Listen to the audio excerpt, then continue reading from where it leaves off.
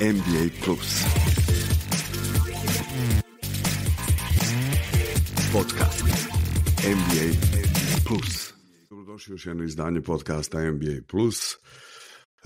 NBA Plus trebalo bi da bude 36. izdanje u ovoj godini, ali hteli smo da napravimo specijal posvećen olimpijskim igrama u Parizu. Imali smo plan da na drugačiji način ispratimo ovo takmičenje, ali se neke planirane stvari nisu desile, ali smo osetili potrebu da ipak napravimo jedan specijal povodom ovoga, po mnogim mišljenjima, najjačeg košarkaškog turnira ikada. Imam zadovoljstvo da najavim naše goste u ovom specijalu, doktora Mladena Mikića, docenta na katedri za kolektivne sportove na Fakultetu sporta i fizičkog vaspitanja Univerziteta u Novom Sadu. Stava sam negde da je zaista privilegija imati ovakvog sagovornika. Hvala vam Mladene na izdvojenom vremenu. Dobar dan, hvala na pozivu i hvala na lepom predstavljanju.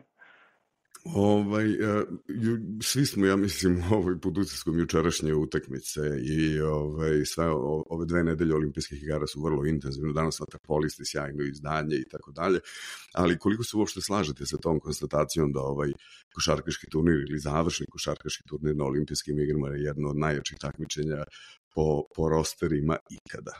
Po sastavima ekipa, po napretku ekipa koje su van severnoameričkog kontinenta, a ako govorimo o severnoameričkom kontinentu, čak i Kanada koja je imala ozbiljnu ulogu, sada ima ozbiljnu reprezentaciju, sigurno da je jedan od najjačih turnira, a na sve to američka reprezentacija kao i predstavnik još jednog Dream tima je verovatno jedna od najjačih koja je ikada sastavljena.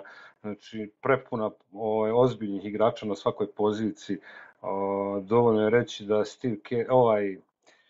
Curry počinje utakmicu i onda kada on hoće da sedne ili kada trener odluči da ga sedne, uvodi Edwardsa koji je novo čudovište i to je onda cijela priča. Ili da Tatum recimo drži pehar osvojen u junu, a da presedi na klupi, recimo nema potrebe uopšte da uđe. Da. Tako da obzirom da nam Da, neverovatno, ali obzirom da ćemo pričati i o Amerikancima dosta, naravno, obzirom da polufinale sutra će da bude sa njima, ja bih nekako da krenemo našu neku analizu od jučerašnje utakmice, prve kvalifikacione. Postoji taj rezon da je ta četvrtfinalna utakmica najvažnija na takmičenju, svi smo bili svesni toga. Imala je neka u komparativnoj prednosti mala prednost u odnosu na nas, blagi smo bili favoriti u odnosu na Australiju, ali u takvim utakmicama da je jedna utakmica eliminacioni deo, mislim, sve je moguće. Kako se vama čini ta utakmica? Po pričama i iskustvima svih koji su igrali te utakmice koji o njima govore, to je najteža utakmica za favorit. Znate, vi kao favorit ulazite u utakmicu koja može da vam odnese sve, a gde ste realno vi ispred ostali.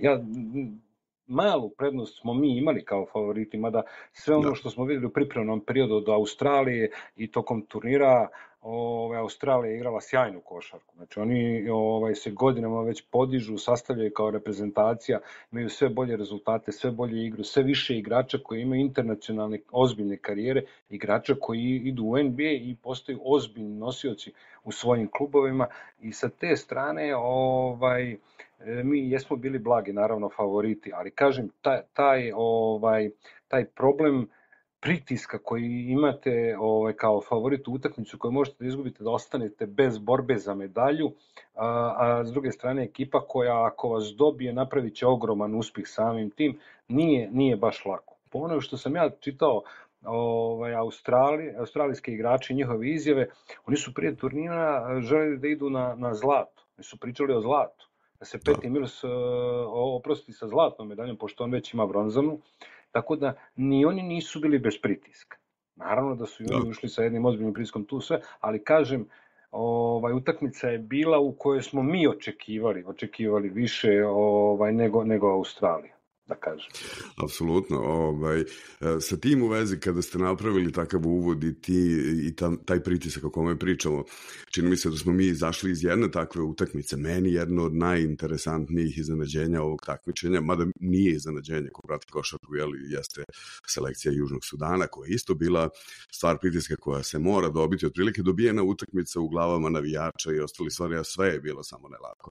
I uopšte ta želja tog tima koja je postojala do zadnje sekunde i način na koji su se oni borili, To je ono neverovatno, a posebno kada znamo širi kontekst da oni nemaju ni jedan teren koji je pokriven i tako dalje, da je to najmlađa, mislim, država trenutno na svetu i koja je preživala najstrašnije moguće gubitke populacije u tim političkim previrenjima i ostalim stvarima i onako baš jedna, kako kažu Ameri, Cinderella story, jedna ekipa koja po statistici kada sam pratio, ja mislim da je imala svoje mesto među 8, ali prosto bila je u takvoj grupi sa Amerikom, sa 2 najjača, čini mi se, sastava na ovom prvenstvu i prosto nije prošla dalje.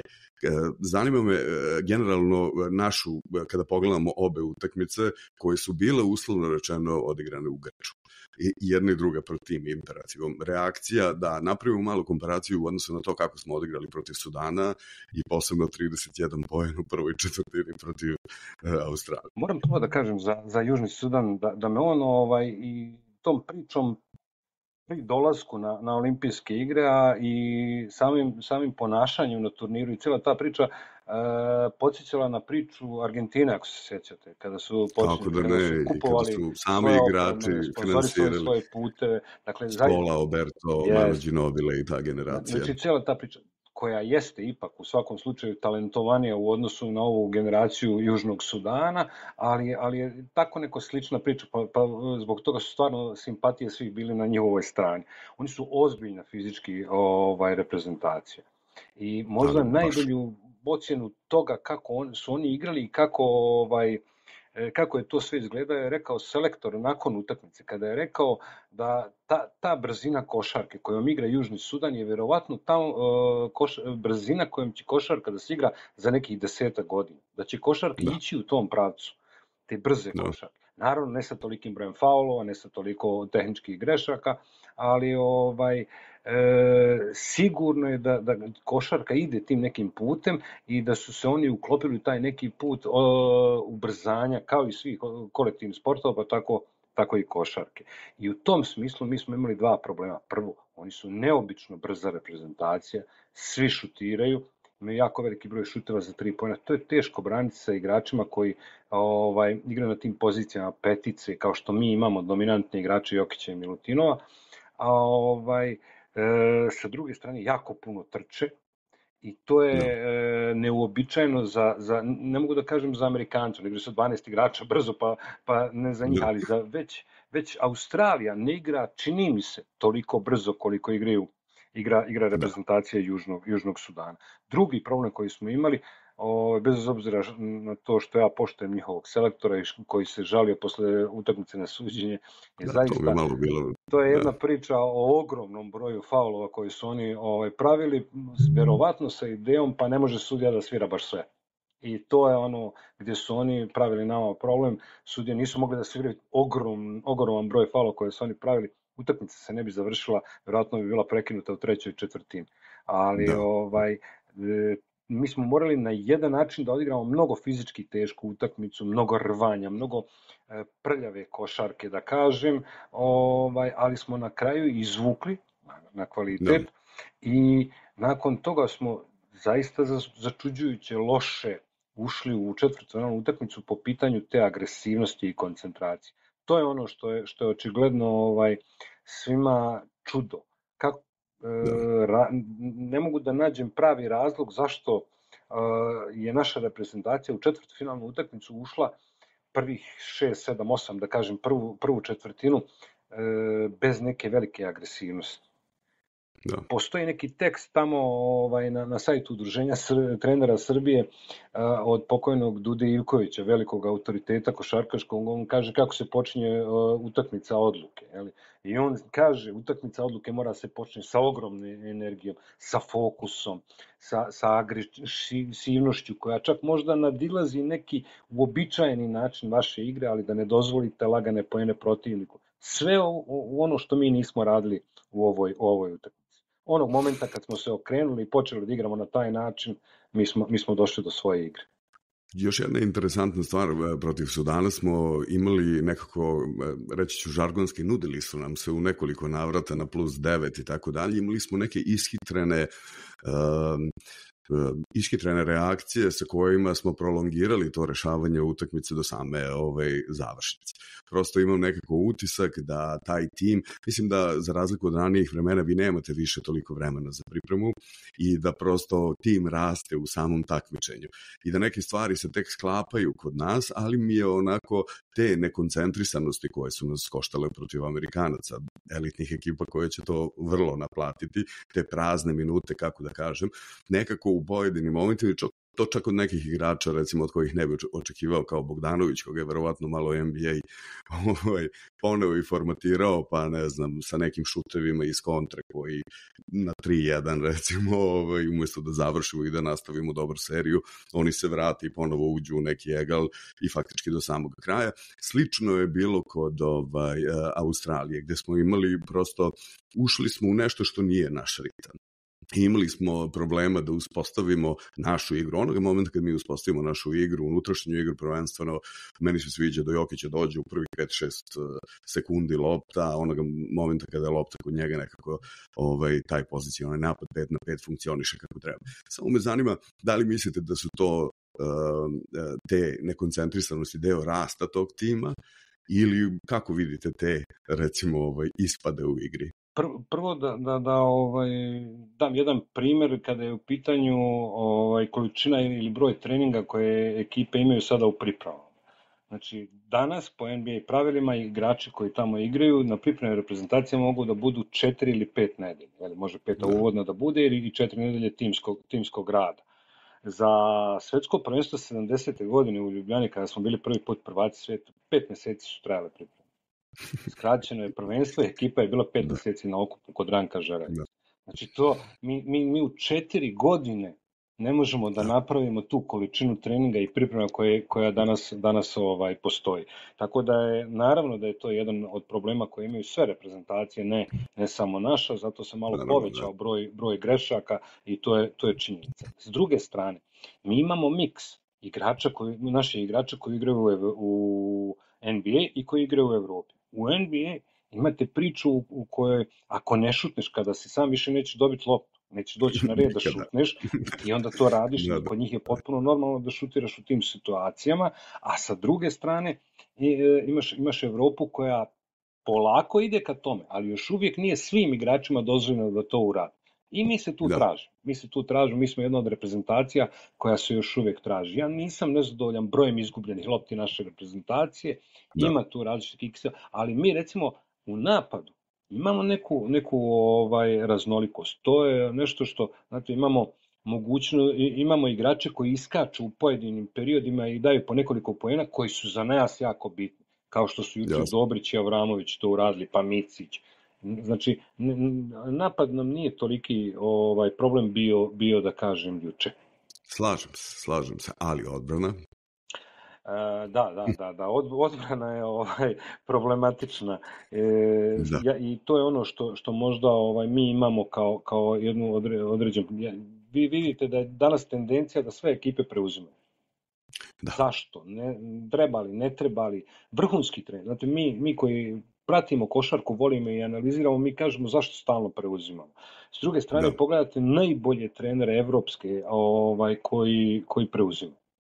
Šta je to što njih sad navodi baš na taj moment, negdje u nekim momentima i meni ostaje tajna. Pogotovo kada nemate previše vremena da formirate i za njih odbranu. Znate, kada visoki igrač preuzme niskog, pa da formirate odbranu i za njega.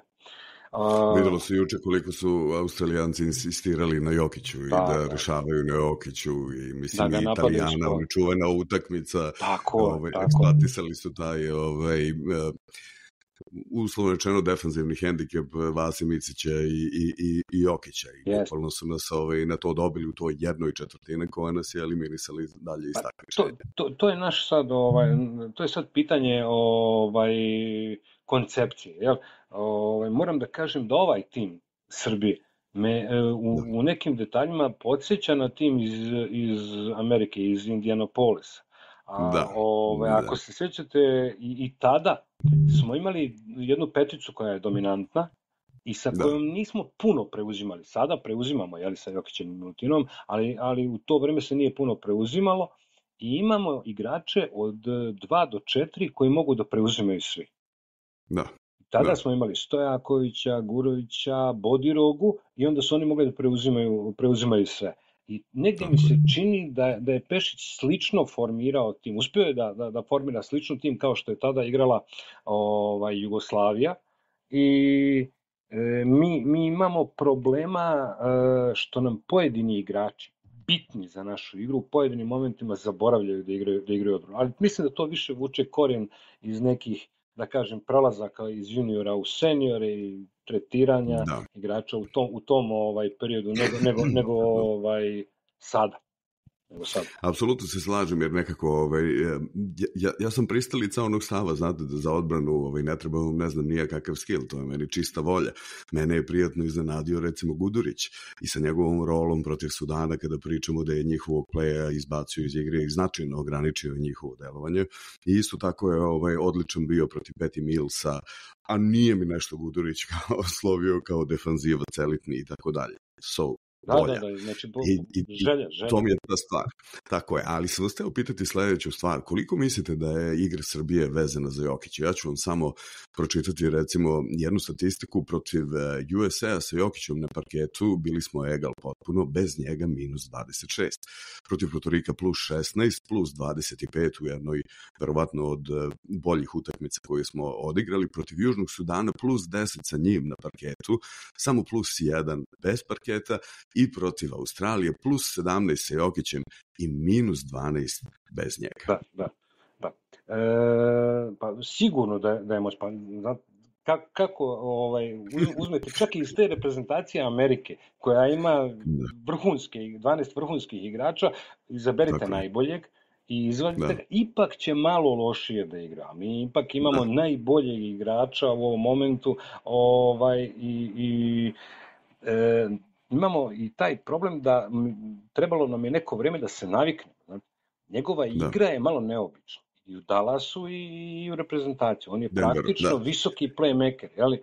Takvih nema puno. I obično naši igrači kada igraju sa peticom, to je petica koja igra na niskoj poziciji, koja dajete loptu da igra leđima, koja ne kreira puno. A vi sa druge strane imate Jokića, čovjeka koji praktično može da kreira. I treba vremena da se navikneš na taj način igra. Ali da li je bitan? Pa naravno. Mislim, pa njegova rola juče u tih nekih 20-30 sekundi koje je napravio, jasno kaže koliko je on bitan. Iako, moram da kažem da se košarka zadnjih godina pomjera i da igrači sa spoljnih pozicija dobijaju veću važnost nego visoki igrači. Upravo sa tim u vezi hteo sam da se nadovežem, kada već pričamo o našoj reprezentaciji, gledao sam kumulativne učinke naših igrača i nekako plus minus, ne znam da li delite moj stav, sam onako u priličnoj meri kao jednu relevantnu statistiku video i hteo sam da vam dam jednu stvar. Vanja Marinković minus 32. Kumulativna statistika. Dejan Davidovac minus 13, Vasilije Micić minus 8. Ostali su pozitivni. Što se desilo sa Vanjom? Za mene, nažalost, ja još uvijek gajim nadu. Inače, Vanju volim iz dana kada se pojavio kao junior, pa onda u svim onim nesretnim godinama Partizana koje su napravili ogromno opterećenje bez sistema u kome on imao mnogo problema da se razvije kao igrač. Meni je mnogo drago što se on vratio u ozbiljnu košarku, što je on rekao da je posle reprezentacije u stvari se osjetio da može ponovo da igra ozbiljnu košarku, imao sjajnu sezonu. I toliko mi je i meni je jako drago da se vratio u Partizan, mislim. Da, ali toliko mi je čudnije, odnosno ne znam šta se dešava. On mi je jedina nepoznanica šta se desilo sa njim, jer je on prošle godine na svetskom prvenstvu imao ozbiljnu ulogu u rotaciji. A ove godine ne može da nađe neku pravu formu, bar to tako ja vidim. Što se tiče Davidovca, Davidovac je igrač, ja mislim da svaki klub može da ga poželi. I on je, I trener Pešić isto ima takav stav, znate, stalno je pričao, meni je čak i bilo malo simptomatično da smo podeljeni, imamo ono kao centarsku, uslovno krilni centri i tako dalje, i jedina neka mana, ako možemo da pričamo, jeste neka krilna pozicija, gde nam je bio Kalinić, gde nam je bio Lučić i tako dalje, i tu otprilike nemamo tu vrstu igrača, imamo igrače sposobne da igraju na različitim pozicijama, ali malo mi tu fali i tu je Davidovac, ali ja od njegovog odlaska u CSKA, uvek sam bio ljubomoran na Zvezdu što ga imaju, ali od njegovog dolaska iz CSKA nekako ne vidim u njemu ono što je nekada bio. Pa nije imao tako sjajnu sezonu, zaista dugo se traži u Zvezdi ove godine, mada moram da kažem da je opet kraj ABA ligi, opet je tu finalnu seriju odigrao na svoj majstorski način. On nije igrač koji u manjoj minutaži može da se pokaže, da se iskaže. Njemu ipak treba malo više minuta i neki drugi način.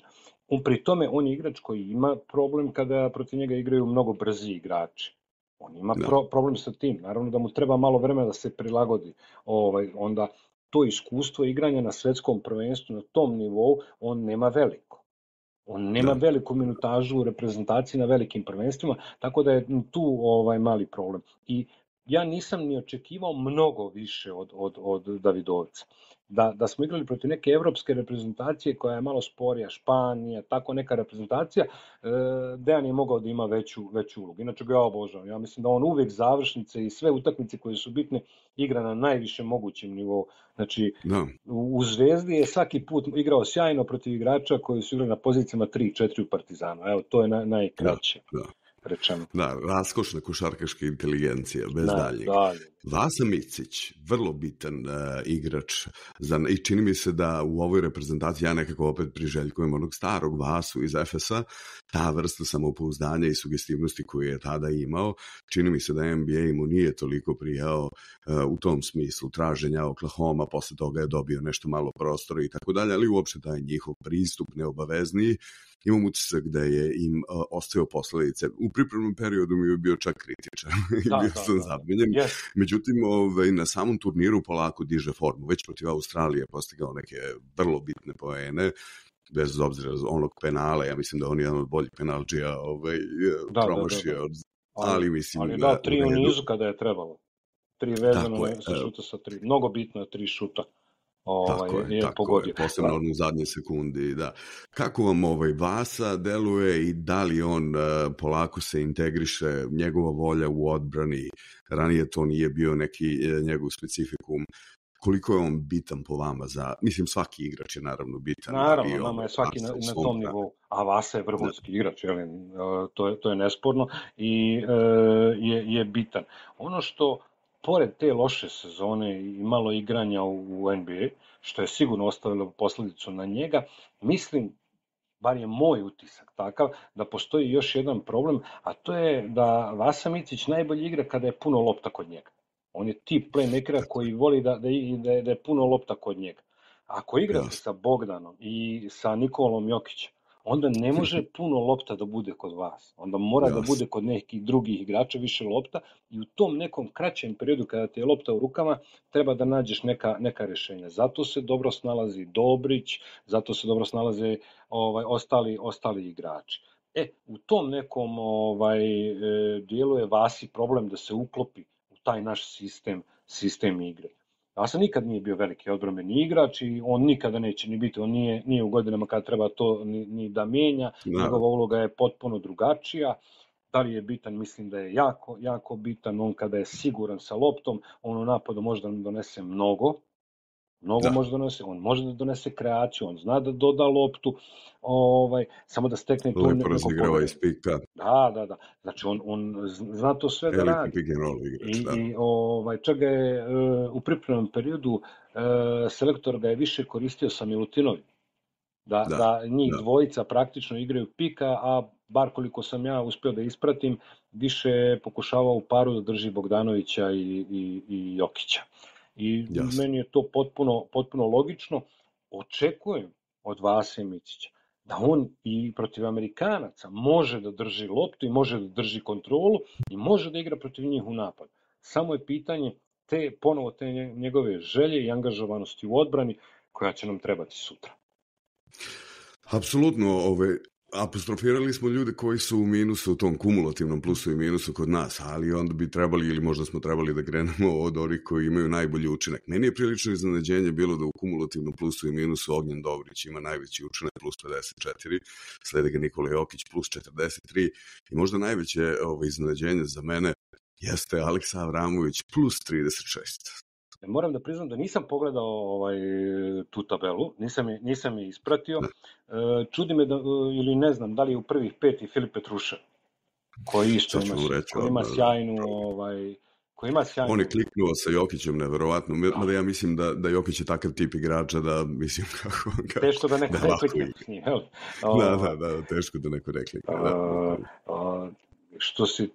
Što se tiče Dobrića, odmah sledeći, posle, izvinite što vas prekidam, plus 36 je Avramović, odmah iza njega Filip Petrušev plus 30. Bili ste u pravu, naravno. Znači, Ognjen Dobrić, igrač koji ne igra puno sa loptom. On se puno kreće bez lopte. Svoje prednosti uglavnom pravi krećući se bez lopte, tražeći poziciju prije nego što je dobije. I naravno da u takvoj igri on odgovara i Bogdanoviću, i Miciću, i naravno Nikoli Jokiću. A njegov učinak kroz agresivnost, kroz skok u odbrani napad i njegova energija u odbrani, to mu donosi ogromnu prednost. Naravno da donosi plus. Vrlo slična situacija je i sa Avramovićem. Naravno, Avramović voli da koristi loptu, ali on poštuje. Ako pogledate, on prenese loptu i ispoštuje igrača koji je u reprezentaciji kvalitetne, ne znam, Bogdanovića ili Jokića, prenese tu loptu, ima tu ideju. On igra u kraćem periodu, ali njegova energija je neverovatna.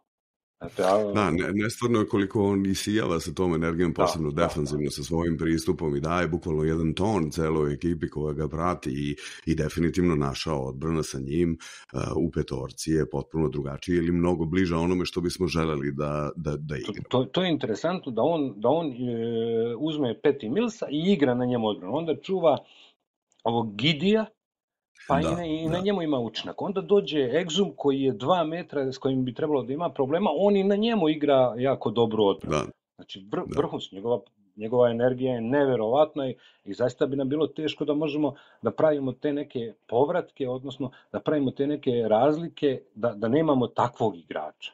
I to je ono što on nama sigurno donosi.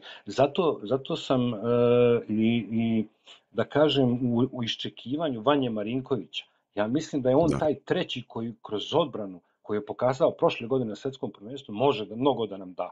On je isto igrač koji može fizički da odgovori, da čuva svakog igrača, pokazao u reprezentaciji, pokazao u svom klubu, može da igra sa igračima koji su fizikalci.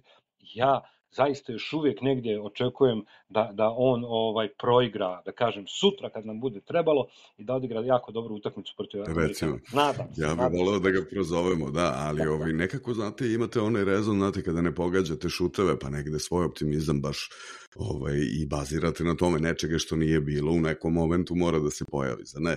I kada nam šut, mislim, generalno naš šut, recimo, ja sam u priličnoj meri zadovoljan pozicijom, selekcijom šuta i tako dalje, ali obzirom kakve mi imamo šutere, mi nismo još imali jednu utakmicu gde smo imali šutersku rapsodiju, recimo Australija je šutirala skoro 70% u prvom poluvremenu. Što kaže se žargonski, frižider da su bacili uslovi. Mi nismo imali, a imamo odlične šutere. Mi kada pogledamo od jedinice do petice, nama svi šutiraju i to u vrlo solidnim procentima. Da, ali ne znam koliko ste predali. Jokić jako malo šutira za 3 poena.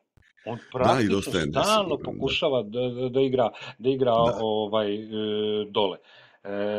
Micić nije puno šutirao, njegov luti šut pogođena trojka koja nam je donela mnogo... Više iznuđeno. Neki šut. Čini mi se da jedinu konstantu imamo koliko toliko u Bogdanoviću i u Ognjenu Dobriću. To nam fali. Fali nam šut za 3 poena. Znate, mnogo će lakše biti svima. Pa, Južni Sudan je utrajao Jokića. Ne udvajao, utrajao. Pa Australija je krenula u prvoj četvrtini sa 2 igrača dok Jokić nema loptu, sa trećim kada on dobije loptu. Znači, meni je najinteresantniji bio Porto Riko koji nije uopšte udvajao Jokića. Da, pokušali su bez. To bi je bila pobeda. Mislim, tako se i završilo. Jeste. Taj pristup mi je bio veličanstven. Ja gledam, je li moguće? Da, probali su, verovatno to bila logika, možda se Jokić navikao da ga udvajaju, pa ajde da probamo jedan. Ali zaista je teško, dobro, ali fali nam taj šut za tri poena. Nama fali nekoliko, fali nam da imamo 3 razigrane, mi čim dobijemo trećeg igrača koji je na preko 10 poena, mi lakše igramo, jer ne može odbrana se skupi samo na dvojicu. Tražimo još uvijek, pred kraj smo turnira, nadam se da će i forma sad da bude na najvišem mogućem nivou, koncentracija je na najvišem mogućem nivou. Recimo Filip Petrušev, koji je u Zvezdi znao da pogodi za 3 poena i sve, ali njegova uloga u odnosu na Zvezdu je drugačija. On je u Zvezdi imao više loptu i leđima, a sada on igra četvorku, poziciju koja je bliža Joviću. Jović igra tako u Majamiju. I naravno da i on sad sebe traži tu. Ja sam recimo prezadovoljan kako Petrušev igra i odbranu i napad. Koliko se trudi, koliko pokušava sve to. Tako da, nadam se da ćemo sad, kao i uvijek kod tih starih naših trenera, to je interesantno, kod tih naših starih trenera, ako prođemo grupnu fazu, kako tako igramo šareno, onda kako se približava kraj, uvijek igramo još bolje i dolazimo u vrhunac forme.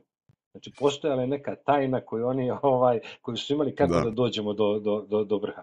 Ja očekujem da li je ovo Karijeva disertacija, potpuna, mislim i on je imao puno uspeha od Bornija do Indianapolisa i sa Amerikancima, ako neko zna Kari. Ne mogu da kažem da je disertacija, jer on je imao toliko disertacija u svoje karijere, teško reći šta je bolje, da li prvo zlato evropsko sa Nemcima, kada je imao 1,5 igrača i sve ostali koji su bili anonimusi, ili je Borneo sa najboljom generacijom koja se ikada pojavila po mnogima, pa priče o Barceloni, prvo Evrotituli, našem evropskom pa svetskom prvenstvu koja su bila toliko dominantna. Znači on imao toliko disertacija, ali je interesantno da je ponovo kroz evropsko koje je bilo loše, kroz svetsko koje je bilo dobro, kroz kvalifikacije promijenio dosta igrača, ali opet napravio jednu srž tim. Ne znam koliko ste u stvari ispratili, ako sam ja dobro pregledao, Bogdanović je najstariji igrač. Ima 31 godinu.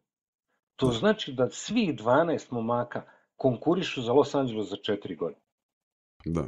Oni nisu van sportske karijere za 4 godine, osim ako oni ne odustanu, jel? Pa njegova hrabrost da ubaci kao startera malog Jovića i faktički na prethodnom prvenstvu smo dobili jednog igrača za narednih verovatno 20 godina, a koliko je četvorka sada bitna u košarci, možda se pri kraju i dohvatimo toga, jer me interesuje sa trenerske strane vaš utisak uopšte kako izgleda ovaj turnir i gde je uopšte u ovom momentu košarka. Pa, to je sad ta priča oko Pešića, znate, i cijele te priče o našim mlađim kategorijama i tom nesretnom sistemu koga mi da li imamo, da li nemamo, o razvoju mladih igrača. Ja mislim da je nesporno da ćemo mi uvijek da imamo jednog ili dvojicu vrhunskih ili top igrača koji će da zadovoljavaju naše kriterije. Sad zamislite da je Nikola Topić zdrav. Da li bi bio u 12 ili ne? Mi imamo problem, ali mi imamo kao problem sad ko će da nasledi ove kao kad jednom, prvo njih 12, svi mogu da igraju za 4 godine, iza njih dolaze Đurišić, dolazi Nikola Topić, dolazi Bogoljub Marković, dolazi cijela jedna generacija, dolazi iz ove generacije koja je pre neki dan bila druga. Uzela srebro, Mali Sava, Drezgić. Dolaze 3-4 igrača koji su zaista vrlo, vrlo talentovani. Ja pratim čak i mlađa godišta, evo preko sutra kreće u 16 evropsko prvenstvo, talenat, siguran sam da ima, na našem prostoru, talenat. Kako objašnjavate to, pored nedostatka sistema, jer trebalo bi da su kolektivni sportovi i sistemski sportovi, zar ne? Da. I da suština jeste upravo te selekcije, kontinuiteta, pravilno postavljenih stvari, a to je nešto što kod nas u priličnoj meri škripi, dugo godina radite, imate jako veliko iskustvo, ozbiljne rezultate u tome, kako mi stalno generišemo, da li je moguće da je to predispozicija, talenat ili Sistem imam utisak da štuca, da nije sistem štuca tako sigurno, izuzev, ja moram da kažem, u pozitivnom smislu pojave Mege. Da, Kao apsolutno. sistema koji možemo da o njemu pričamo šta hoćemo i o njihovom glavnom čovjeku da mislimo šta god hoćemo, ali njegova ideja je razvoj vrhunskih talenata, jednog ili dvojice, koji će da odu na draft, odnosno da igraju neku vrhunsku košarku. I on sada već gravitira u NBA listi institucija koje daju NBA igrače vrlo visoko. Ozbiljno.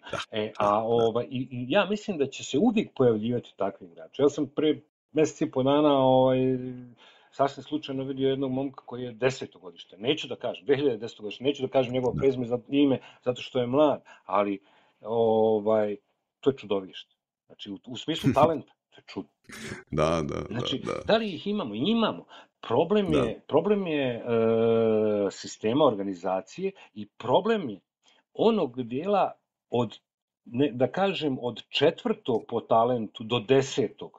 u jednoj generaciji, koji neće otići u Barcelonu, Realu, NBA, a trebao bi da se razvija kod nas do 21. druge godine. I da onda u 22. trećoj godini on u stvari eksplodira, kao što je Ognjen Dobrić eksplodirao. Tako je. A mi to nemamo. To mi nemamo i mislim da smo tu u ozbiljnom problemu. Da. Vratit ćemo se na to, ali da ostanemo na olimpijskom turniru i kada smo već pretresli našu reprezentaciju, ono što nas sutra očekuje, ja mislim da će Srbija sutra da stane verovatno u 21 čas i da će svi gledati tu utakmicu. Nadam se.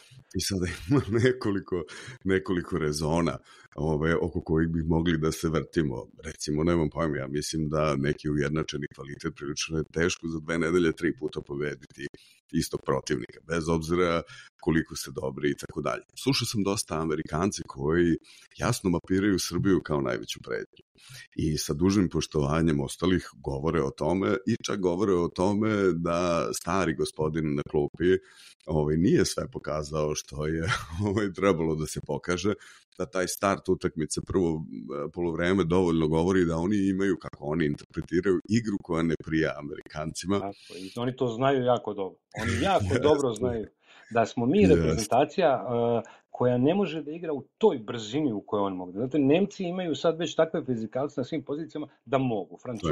Francuzi mogu, Australijanci mogu. Mi nemamo taj broj fizikalac koji mogu da igraju. Mi moramo da igramo na drugi način. I što je za njih problem, mi igramo na taj način. Mi znamo da usporimo, da sačekamo, da izvaramo i zato oni znaju da smo i mi najveća pretnja. Kakve su vaše očekivanja? Pričali smo o Amerikancima nešto kao pa čak i jako se puno diskutovalo, znate, onaj legendarni tim iz 92. godine. Koji je jači? Ovo je jedan od najjačih sigurno. Po nekoj konkurenciji, recimo u Barceloni je tada bilo 6 NBA igrača protiv kojih su oni igrali, sada ih ima preko 60. I da uopšte je drugačiji izazov i tako dalje, ali stvarno ovo je jedna demonstracija sile. Ako bismo tražili neke naše šanse, gde možemo da ih nađemo? U mnogo jakoj odbrani. Znači, u mnogo jakoj kontrolisanoj odbrani. U što manjem broju izgubljenih lopti. Amerikanci, sve njihove generacije, od Dream tima do dana današnjeg, se hrane izgubljenim loptama i tempom protiv protivnika. Oni lome protivnika na tempo, teraju vas da završavate onako kako vi ne želite i u mnogo brzom ritmu. Jer oni znaju da njihovi 12 igrača su dovoljno kvalitetni da vas slome u jednom momentu na 2 minuta. Mislim da smo i ovu zadnju utakmicu koju smo igrali na 5 minuta do kraja da smo bili na 14-15 razlike. I onda smo imali 2 izgubljene lopte, 2 brza šuta i oni su se podigli. I to je to su čak radili statističari analize kao naučne radove, kako to Amerikanci lome. Povećaju broj napada, odnosno posjeda lopte, ubrzaju tempo igre, niko to ne može da prati sa tolikim brojem igrača i to je ono što je problem za sve ekipe. Njihov problem je što je Jokić navikao da igra 45 minuta. A ovdje je utakmica traje 40. Što mi ipak možemo da im odgovorimo fizički, ako budemo dovoljno strpljivi i pametni, da im ne dozvolimo da se razigraju. mi možemo da igramo sa njima. Pa sjetite se da smo u grupi na olimpijskim igrama u Riju. Utakmica je bila na 5 razlike. Jasno. Znači, uvek postoje te ekipe koje im odgovore i koji drže u nekom ritmu. Sad, znate, ako Kevin Durant opet da 8 trojki za poluvreme, onda teško da ćemo da ih dobijemo. Da, ali meni se čini i posle te njegove minijature 20 poena za 8, nešto malo jače, ispod 9 minuta, a da ne pričamo o Millsu koji nam je takođe isporučio i ono Karijevo očitavanje bukvice, mislim koliko je napravljeno, ne znam, 2 penala je imao za sve to vreme.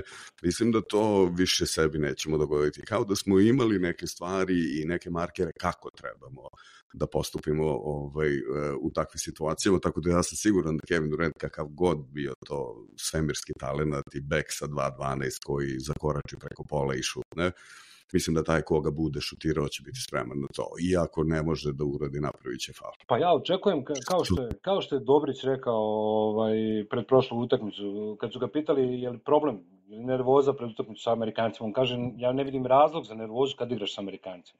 Pa oni su favoriti. Oni moraju da dobiju. Mi treba samo da pokažemo da možemo da igramo sa njima i da u stvari da dokažu, pošto oni svi vjeruju, bar po izjavama, svi naši igrači vjeruju da možemo, samo da ostanemo fokusirani. I koliko to uspijemo, mislim da možemo da igramo s njima. Da li ćemo to uraditi, to je teško reći. Da. Jako je to teško, ali čini mi se da ta rasterećenost, mi smo došli među 4 najbolji. Mislim, ja uvek nekako imam utisak da ljudi nemaju predstavu kad mi vidimo, ne znam, Francuska, Nemačka, kolike su to zemlje. Australija, Kanada, Amerika i njihovi glavni gradovi imaju više stanovnika nego mi, otprilike cela populacija i to. Mislim da je fantastičan rezultat ući u 4. Da je bilo opterećenje zbog velikog očekivanja i naših elitnih rezultata u kontinuitetu, ali da sada mi više nemamo pritisak i da je došlo to vreme konačno za onu jednu najbolju utakmicu što se tiče šuta, pristupa i svega, jer prosto, kako vam kažu, to bi nešto trebalo, to je za uživanje.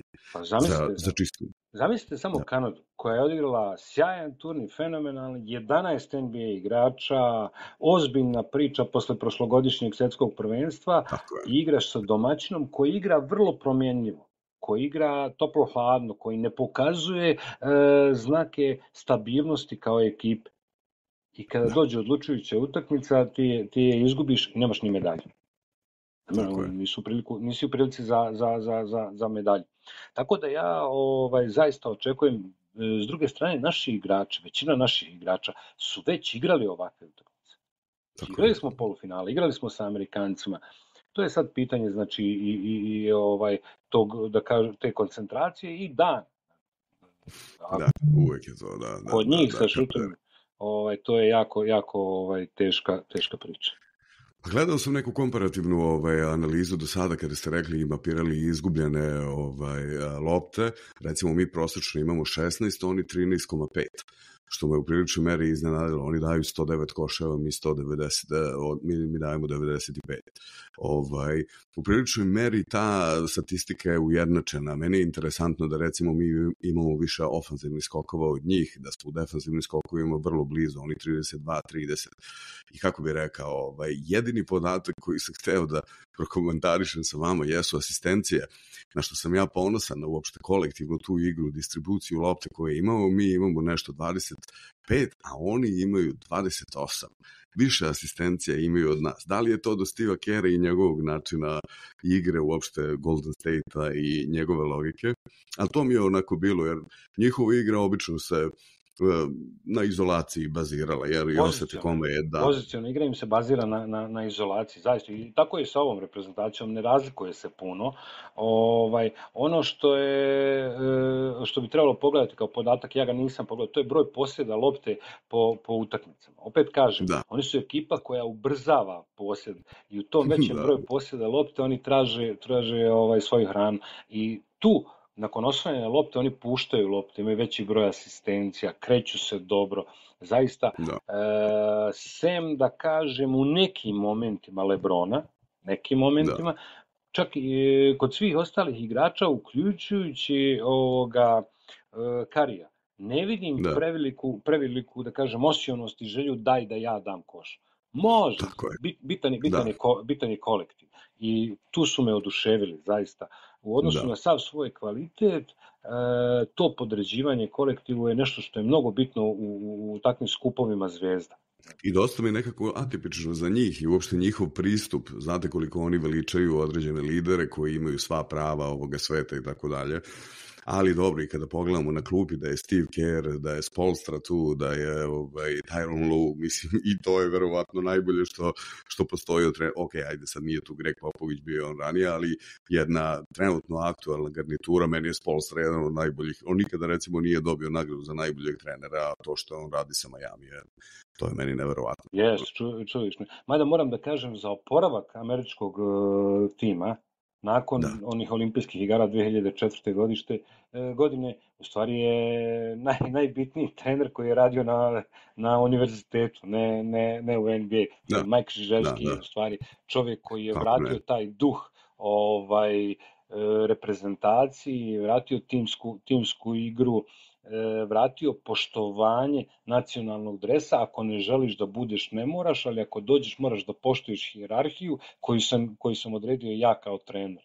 I oni su kroz to se izgradili ponovo i naravno da Kerr pokušava da ide tim putem, pa interesantno je da na jučerašnjoj utakmici Curry nije imao neki veliki učinak, da je Anthony Davis igrao 15 minuta, on ne drži, pa Tatum koji nije odigrao uopšte, već smo ga spominjali, koji nije odigrao prvu utakmicu uopšte, on je tiši, tako mi bar djeluje, ali ima ideju šta želi da uradi. Podeljene su, i tamo su podeljene uloge. Bez obzira što ste vi svi zvezde, ipak mora da bude neko ko je u pojedinim dijelovima veća zvezda. Koliko postoji neko ograničenje da je to u priličnoj meri vremešna ekipa, bez obzira na njihove fizikalije koje su nestvarne, verovatno ignorisanje doping kontrole i sve to što ide sa tim, ali ipak to je ekipa koja ima dosta godina. Ta priča sa dopingom je inače kontradiktorna. Oni zaista ne podližu kontrolama u ovom smislu, ali koliko ja čujem, oni imaju neke druge kontrole. Koliko je to istina, koliko nije, ali možda to najbolje rekao Bogdanović prošle godine kada je bila priča o treniranju. On kaže, stalno se priča o dopingu, ali vi imate Karija koji 7 dana nakon što je završio, prvenstvo kreće sa individualnim treninzima. Mesec dana nakon što je počeo da trenira, znači naredna 4 mjeseca će tako trenirati, on trenira 6 sati.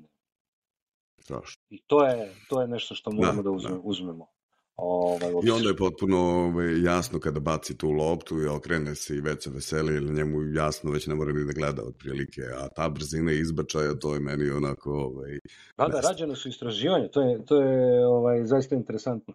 U NBA prosječna brzina od momenta kada dobijete loptu do momenta kada izbacite loptu je negde oko 0,7 sekundi igrača. U Evropi je to negde 0,85. Curry je na 0,55, skoro na pola sekunde. Pri čemu on šutira sa nešto većim izbačajem nego što je prosjek u NBA. I onda sa tom brzinom i sa većim lukom, pitanje je bilo zašto ga je jako teško blokirati, zašto nema banana, jer on je ipak mali igrač, bez obzira na sve.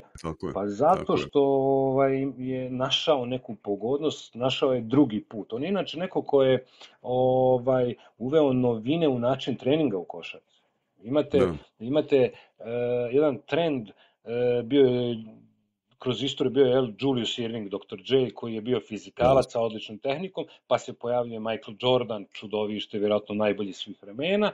Posle njega dolazi Kobe Bryant, koji je isto jako dobre fizike, čak malo viši od Michael Jordana. Pa onda se pojavljuje LeBron, koji je još viši sa isto čeznim fizikalima. I onda se pojavljuje Curry, niži, jeste brži, ali slabi, sve to. I onda sam čitao baš neki njegov intervju, on kaže, shvatio sam da ne mogu da se s njima takmičim, da moram da nađem novi način treninga. I on trenira toliko brzo da je njemu utakmica spora. On kaže, moja igra na utakmici je sporija nego brzina kojom radim na treningu. Jer to je način kako sam mogao da pariram s njima. I to se sada inkorporira u veliki dio treninga svih košarkaša.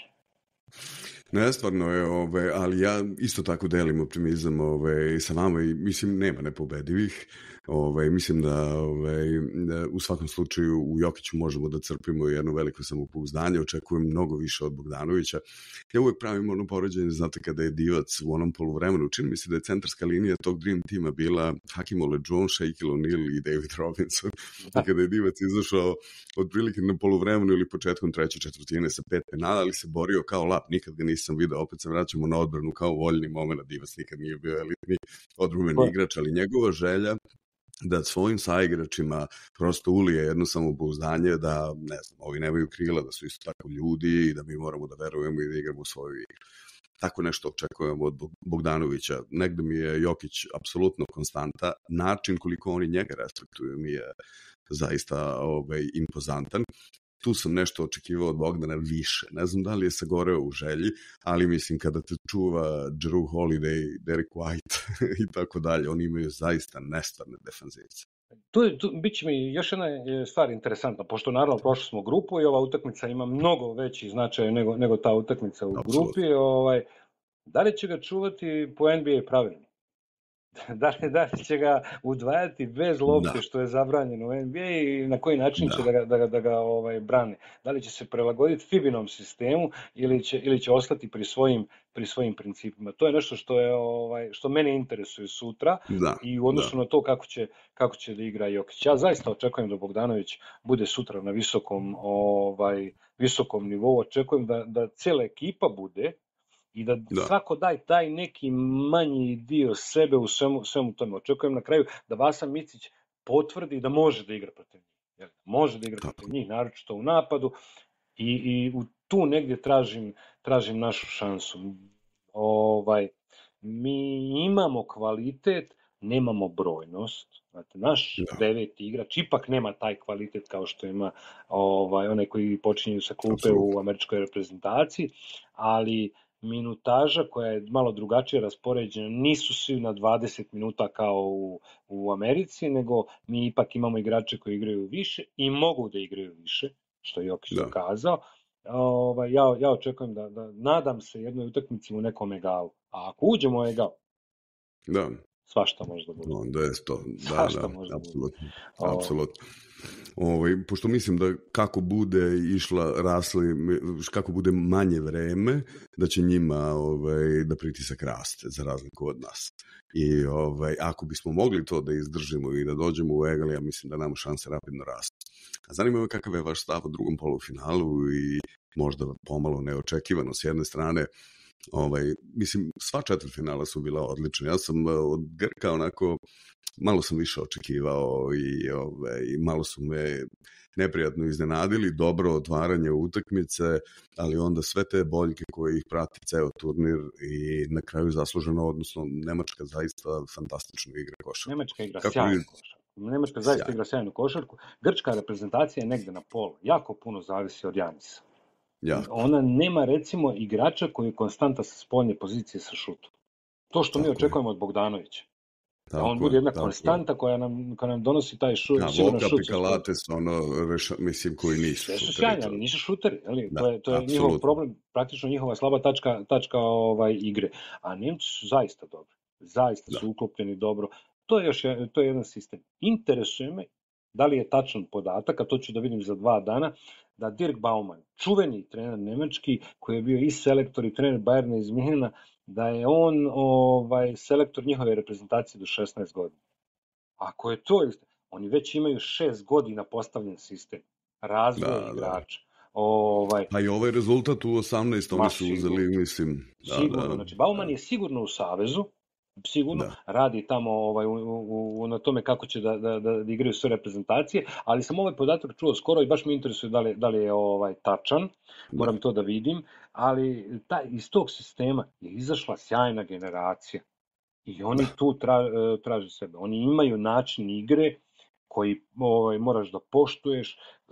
Njihovi visoki igrači su svi ozbiljni igrači. Tako je, sjajan sjaj i sjajna pokretljivost. Tako je, i to je ogroman Meni je jako problem. drago ovaj Bonga što je došao u Partizan, moram da, jer sam ja impresioniran sa njim i posebno defanzivnim delom, da je on od keca do petice, bez problema pokriva sve kao pauk, je stvarno nestvarno. Izvanredan. Znači, ali bih ja volio da na 8 poena i 5 skokova i 1 asistenciju i na 25 minuta igre ipak bude neko naš. Znate, nekad smo dovodili samo igrače koji prave ogromnu razliku. Ili je to igrač koji daje 25-30 poena, ili je prava dominacija dole pod košom. Nismo dovodili igrače koji nam daju 5 poena i 4 skoka u prosjeku. Tu smo tražili naše igrače. Pa ako ih nema, pravili smo. Tako I zato, ne mogu da kažem, zaista, znači, naravno, čekam da vidim kakve sastave će imati Zvezda i Partizan da bi uopšte mogu da komentarišem. Ne mogu da ispratim koga su sve doveli i koga nisu. Posebno tog šuma koji se generiše, mislim, kakvih lažnih vesti i ostalih stvari.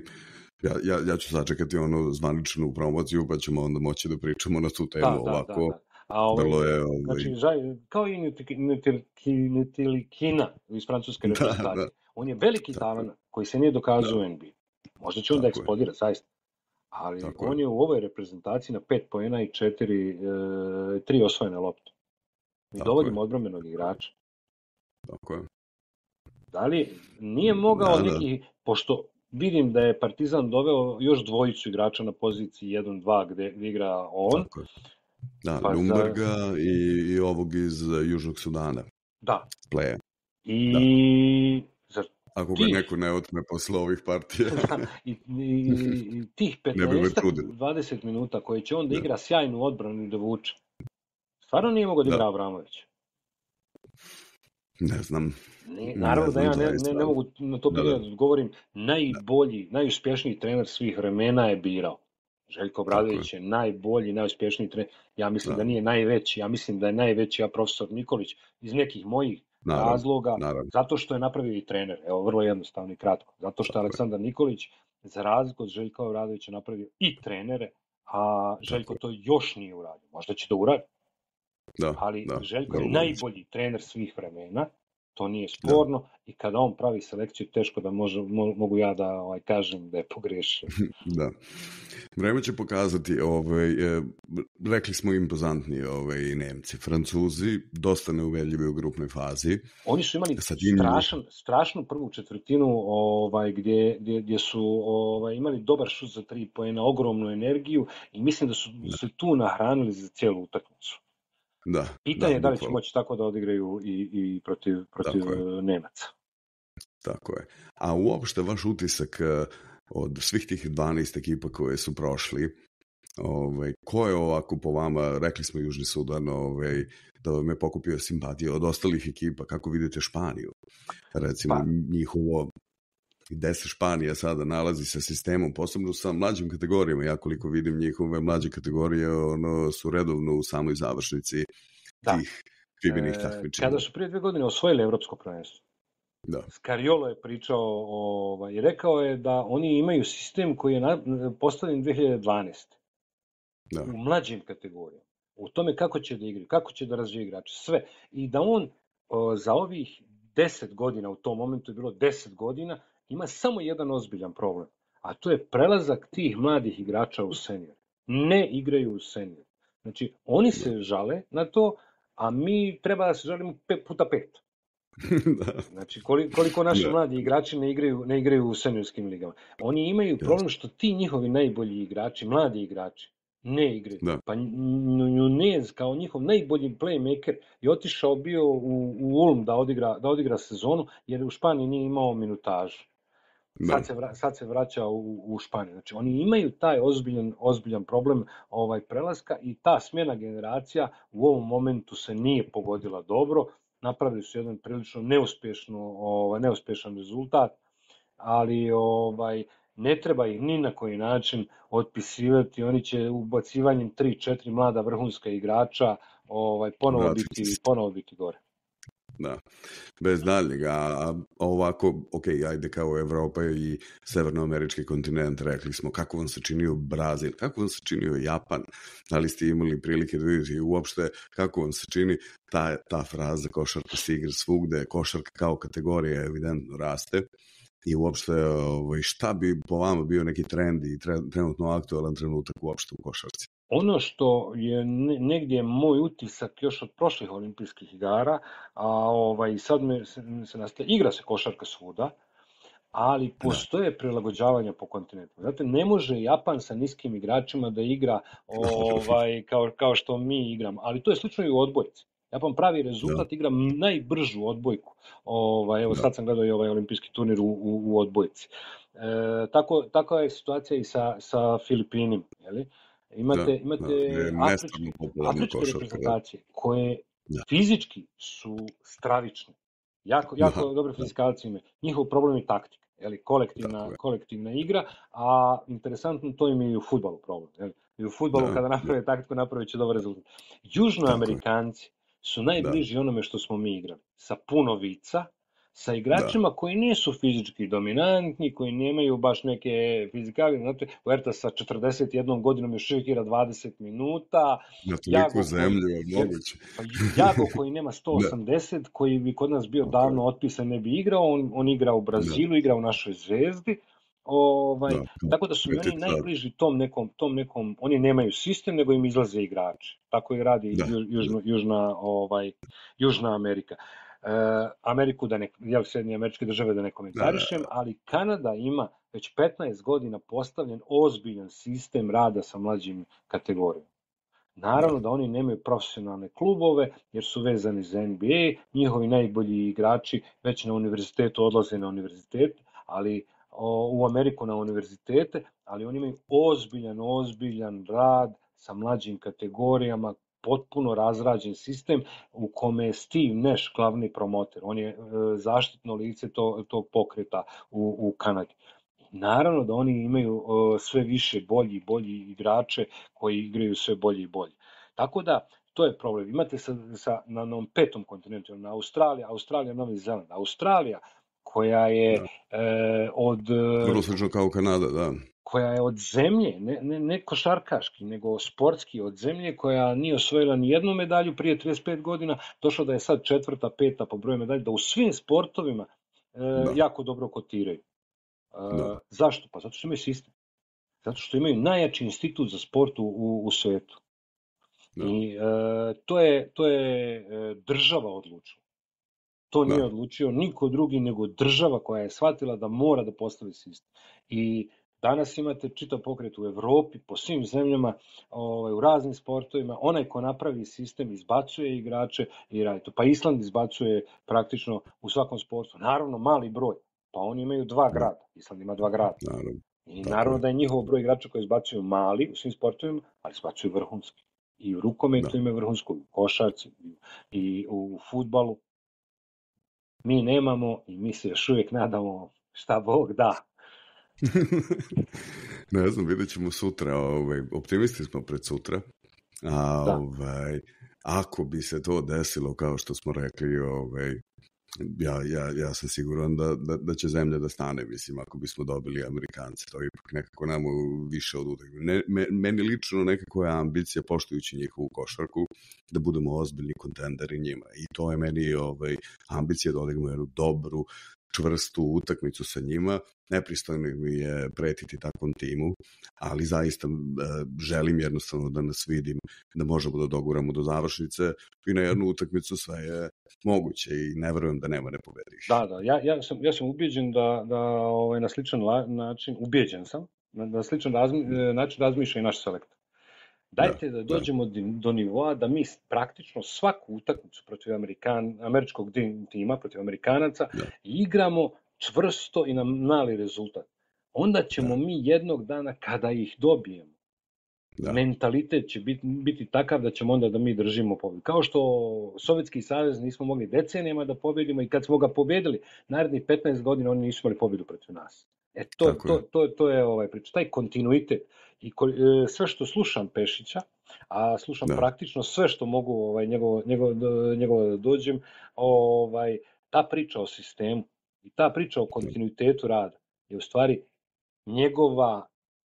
njegova ideja kako mi treba da radimo. Pred ove olimpijske igre je rekao, super je kako mi prođemo na ovim, ali da li mi znamo kako ćemo igrati u Los Angelesu?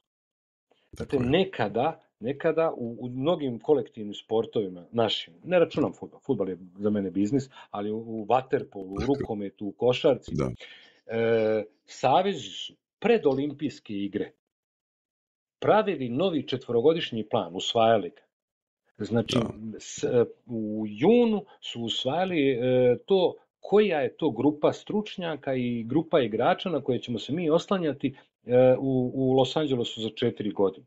A to što uradimo na olimpijskim igrama sad, to je samo lakmus papir. Tako je. Idemo dalje sa tim. Mi to, nažalost, nemamo ni u jednom sportu sad. Imamo kontrolne provere na evropskim, na kontinentalnim svetskim takmičenjima i tako dalje do naredne olimpijade. Da. Ali mi mi smo znali otprilike, naravno da to nije 100%, ali recimo na 90% sigurnost smo znali ko će se posle olimpijskih igara oprostiti. Ko su ti koji nam dolaze? Pa naravno da ako se neko povredi, ne daj Bože, ili ne razvije se kako treba, doći će drugi. Ali imali smo ideju koja grupa igrača će... A to je nama trenutno problem i još je važnije da to napravimo zbog kvalifikacije, zbog prozora. Tako je. Zbog prozora. Ko će da nam igra prozor? Nemjerljiva je uloga, Pešić je stalno ističe, ne znam koliko smo mi svjesni toga, nemjerljiva je uloga Jagode Kuriče, Dušana Ristića. Zašto je Dušan Ristić pozvan? Zašto je Dušan Ristić pozvan? Zašto je Radanov pozvan? Zato što je mnogo važna njegova uloga da bi mi uopšte došli u ovo.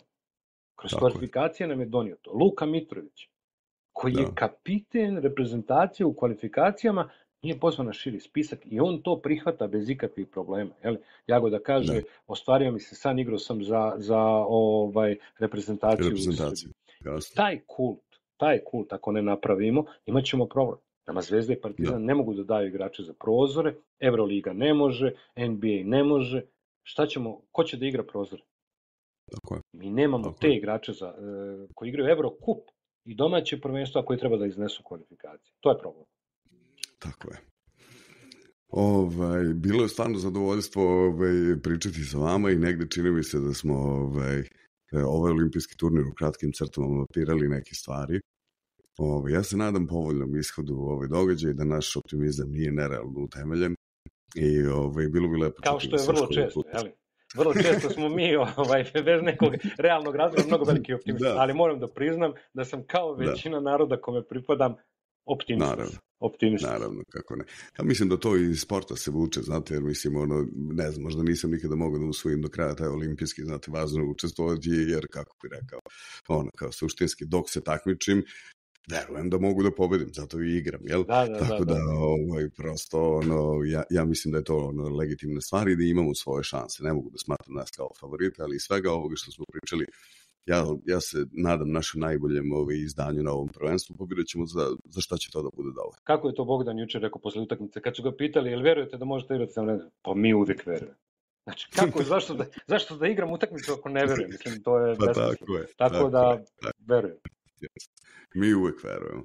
Mladene, hvala vam najljepše na ovom razgovoru. Nadam se da ćemo imati prilike da se još vidimo i da pričamo o različitim stvarima. Vi ste sagovornik, ja voleo bi da smo imali više vremena da se posvetimo mlađim kategorijama i uopšte radu, tom stvaranju uopšte preduslova da imamo nacionalnu selekciju i dobro košarku kao kategoriju, bukvalno srž. Ali napravit ćemo neki način da se dotaknemo i te teme, jer mislim da je važno kandidovati te teme i ispričati ih u javnom prostoru.